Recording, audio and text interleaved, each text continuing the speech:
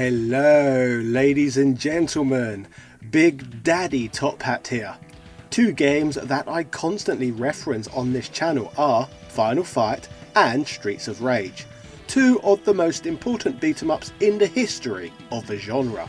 We have now looked at the entire Streets of Rage trilogy in depth and have even gone as far as to look at the insanely good fan game known as Streets of Rage Remake. In terms of the history of Final Fight, however, we are only just getting started, as the game that inspired Streets of Rage in the first place would receive an entire series of games of its very own. So, in this video, we are finally going to be looking at the history behind the second entry in the series, the gameplay, and everything else this little title has to offer. This, ladies and gentlemen, is the mad story of Final Fight 2. The Super Nintendo's answer to Streets of Rage. As brought up on here plenty of times before, the first Final Fight game was published in 1989 and featured some of the most fantastic visuals and gameplay a title had ever seen in the field. Capcom's game was a huge success in the arcades, which would mean it would only be a matter of time before the game would receive home ports. A number of different versions of the game would be released to run on a number of different home computer formats. However, when it came to the world of console gaming, Nintendo struck a deal with Capcom for the title to at least for a while be a Super Nintendo console exclusive. When it came to the Super Nintendo port, a number of assets would be missing in action, most notably the two-player cooperative functionality, arguably one of the more important features of a beat 'em up. Sadly, this would mean that console gamers could not bring an experience home that was anything even remotely close to playing the title in the arcade. In fact, the Super Nintendo version of the game never even offered all three playable characters like the version found in the arcades. Instead, players could only play as either Cody or Hagar, leaving the popular Guy out of the game. Later, in what could arguably be viewed as an apology to the fans, or a cash grab depending on how you look at it, Capcom would release Final Fight Guy for the platform, a version of Final Fight where Guy was a playable character. The issue was though to make space for him they needed to cut Cody out of the game, making this version of the title as gimped as the last. Despite all of this, Final Fight was a hugely popular franchise, and the fact that the game was a Super Nintendo exclusive was something that Sega were keen to counter. The flaws in the SNES version of the game were clear to see, so keeping this in mind, Sega would set out to develop a superior title exclusive for Mega Drive owners. This title, Streets of Rage, would arrive in 1991. The title was developed using the same engine that was used to create Golden Axe, a beat 'em up title that already featured two-player cooperative play. Streets of Rage was everything fans could have hoped for a game. It featured two-player functionality, the same gritty street aesthetics, and even deeper combat mechanics than even the arcade version of Final Fight. The game even featured three playable characters, another feature Final Fight on the Super Nintendo failed to present fans with. The game well and truly delivered, giving Mega Drive owners a superior beat 'em up to the version of Final Fight found on the SNES, and debatably a game that was even better than the Final Fight version in the arcades too. As great as Streets of Rage was though, there was one aspect of the game that it lacked in comparison to Final Fight, and that was the fact that graphically the game was nowhere near as impressive, which could be argued was down to the fact that the title was made using the old Golden Axe engine.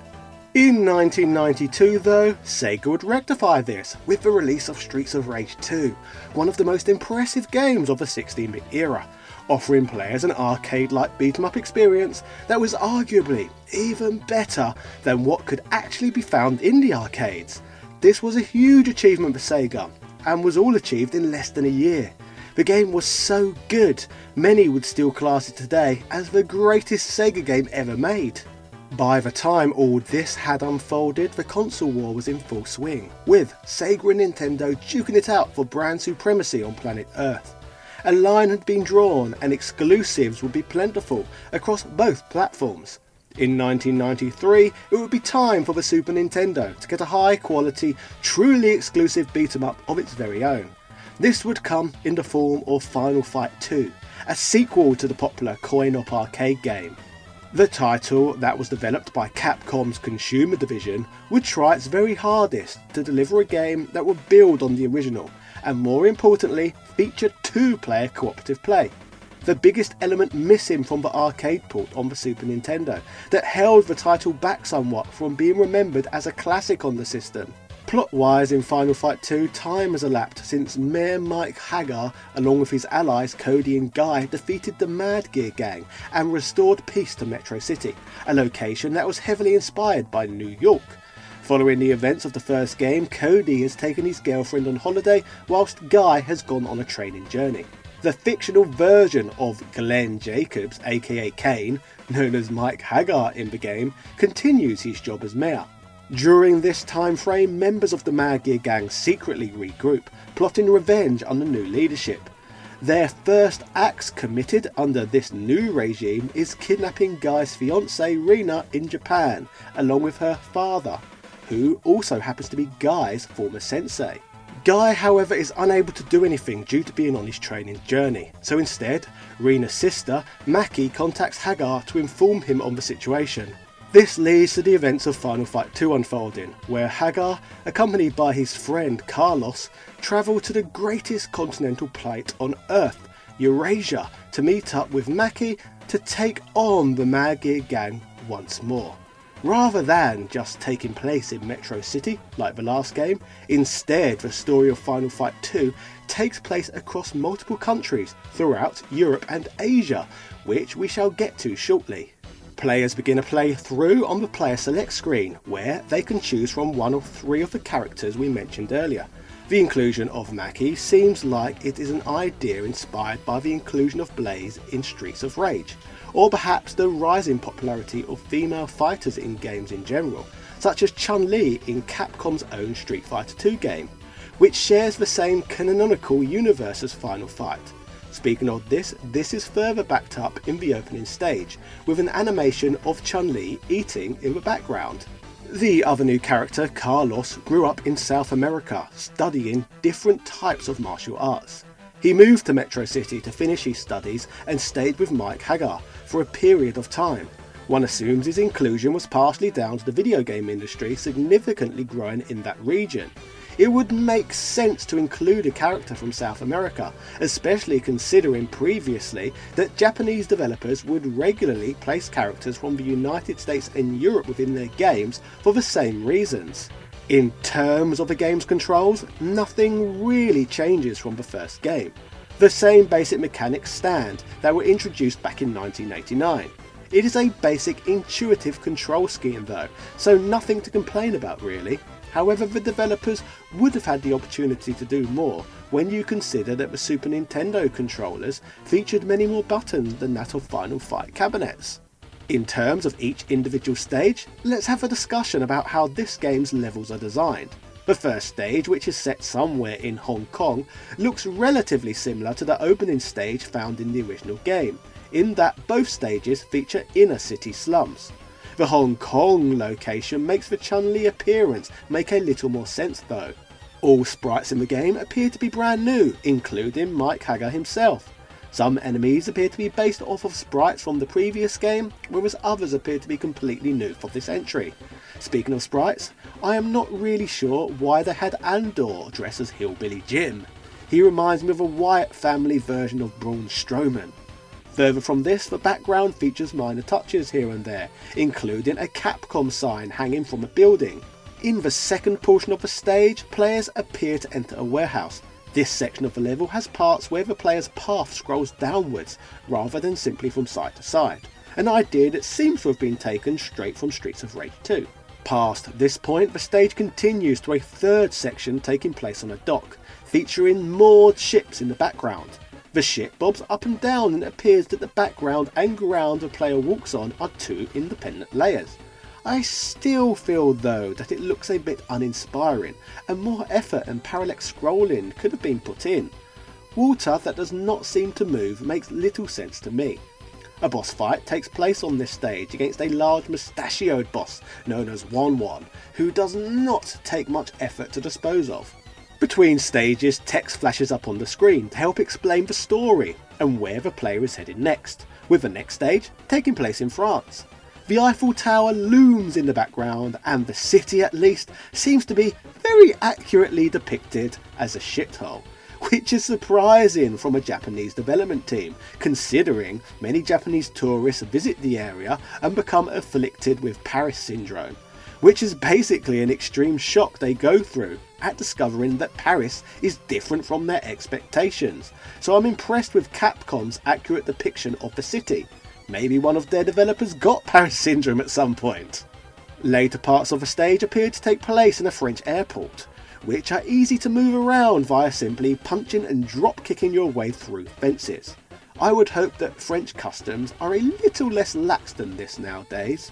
The boss fight takes place against a large military man named Elias, who looks like a prototype version of Alex from Street Fighter 3. Disposing of him obviously ends the stage. Next, players get to smash the buggery out of a car in a bonus stage, a feature that was originally included in the first Final Fight game, but is more well remembered for its inclusion within Street Fighter 2. Stage 3 takes place in Holland, which is clearly represented by the windmills placed in the background. The level that takes place in the Dutch countryside is gloomy and depressing, featuring crows that appear to be sat on the barbed wire fences. Players then enter what I imagine is a mill, and you get to use lifts, which add to the level design somewhat. Once outside the mill, the weather seems to have improved, but that does not detract from how gloomy Holland is looking. I've been to Holland and I have to say it is not quite as depressing as the game makes the place look. The boss fight appears to take place in the sewers beneath the mills, and against a Frankenstein looking beast named Bratken. Nothing particularly memorable here. Stage 4 takes place in another real life shithole, my city of origin London, which I left as soon as I could due to the continuous rise in knife crime and antisocial behaviour. Much like Paris, if you watch the news, there are even worse things to worry about there these days as well.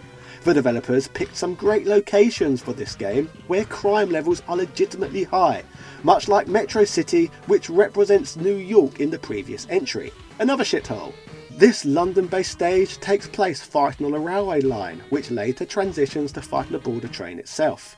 Back in 1993, when this game was released, my grandfather was still a train driver in London, so there is every chance that he could be driving the train on this stage. Personally, I think this is the most visually striking section of the game thus far, and has a lot more soul than certain other areas. The boss fight on this stage takes place against some annoying clown who wears a top hat, a performer who is great fun to punch in the face.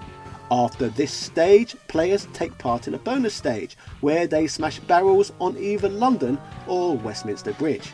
Not much to add. We then head to one of the hearts of the crisis, Italy, in an era where the waterways appear to still be densely polluted. Just like the rest of the game, developers have chosen to make everything look as run down and dystopian as possible. There is a lift section of the stage followed up with a boss fight taking place on a balcony. This boss battle is notable as it takes place against Relento, a boss character who was controversially dropped from the original Super Nintendo port of Final Fight. I can't be sure whether his inclusion here was fan service for those who was disappointed that he never appeared in the first game, or laziness to not want to design a new character. The final stage of the game sees players head into Japan for one final throwdown, or should I say, final fight. This rainy stage starts out with players fighting their way through an area with bamboo growing aplenty, or possibly a Japanese knotweed. This stage is the largest and toughest in the game, with more enemies than ever before. Players fight their way through a fortress, through gardens and all sorts of passageways. The fact that the screens in this game can sometimes scroll up and down rather than just left to right really adds to the feel of this stage, as overall it feels bigger and more maze-like, improving the feeling that this is the lair of a final boss. The final boss fight takes place against Ritu. During this fight you can see Rina and her father strung up in the background, thus signalling to the player that the end of the game is near. After defeating Ritu, he falls to his doom like Belga in the first game, and the rescue of Rina and her father is complete. The game closes with Maki being reunited with her family, and Haga breathing a sigh of relief that he has stepped up and saved Guy's loved ones, like Guy had done for him in the previous game. Guy writes a letter to his friends from abroad, thanking them for all they have done, bringing the title to a close. To answer my thoughts now on whether or not that this game is as good as Streets of Rage, I'd put it up there with the first game, but not in the same league as Streets of Rage 2. Whilst the game is not quite as good as arguably Sega's greatest ever title full stop, that does not mean it does not have its own merits. Personally, I do not think that Final Fight 2 is as good as the original arcade version of the game. However, Final Fight 2 is definitely leagues ahead of the first Final Fight game's ports to the Super Nintendo. The game certainly fixes issues that the last game suffered from. This is achieved via the introduction of 2-player cooperative play and the choice between 3 different characters. This change really does make all the difference and makes the title feel more like an arcade beat 'em up. Now, I still think I prefer the arcade original version of Final Fight over this entry, and that is for several reasons. Apart from a lack of innovation with the game's controls in general, I think the graphics just don't look as nice in this one. Probably because the CPS-1 arcade board has better capabilities than the SNES. But saying that, if Streets of Rage 2 looked as good as it does, there is no reason they could not have made Final Fight 2 look prettier and more polished. After all, Turtles in Time looks great on the Super Nintendo too. Apart from preferring some of the stage design in the previous game, the boss characters and basic enemy sprites are nowhere near as memorable. You can make a strong case for the enemies in the first game being more memorable than the playable characters themselves, which is emphasised further by so many of them now being included as playable fighters within the Street Fighter franchise. Another element in this game that is subpar is the title's music, with nothing particularly as memorable as that of the work as Yuzo Koshiro's Streets of Rage soundtrack.